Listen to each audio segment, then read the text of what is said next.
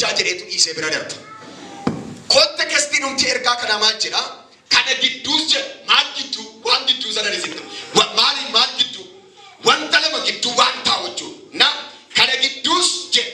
Kana gidduus dubartiin tokko gararraa isaatii dubartiin intala xiqqoo tokkotu namicha beekaa seeraa Yaayiroos jedhamu tokkotu jira.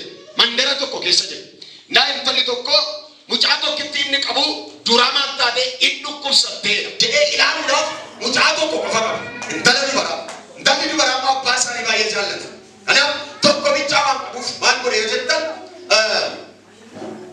barsiisaan tokko jedheenna Yesuus Kiristoos kan jedhamu tokko eessa jira? Iddoo tokko mandara wayii keessa jira waanta ta'eef maal gochuus irra jira? Achi dhaqee namicha kana fudhadhee manatti galaa'e. Maal akka ta'u yeroo inni mana koo dhufee harka irra kaa'u intalli koo fayyitee. Kanaafiyyuu mana amanee bahe. Mana gaafa inni murteessee amanee bahe jedhu Yesuus Kiristoos lafarra deddeebi'ee barsiisaa ture. Gaafa inni lafarra deddeebi'ee barsiisu yaa barsiisaa jedheen intalli koo sadarkaa du'aa geesse.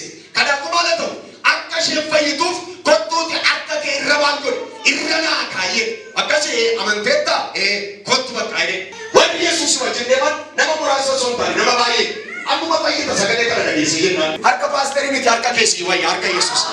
Ila humnatu naa ba'a jedha dhalee biyyaati.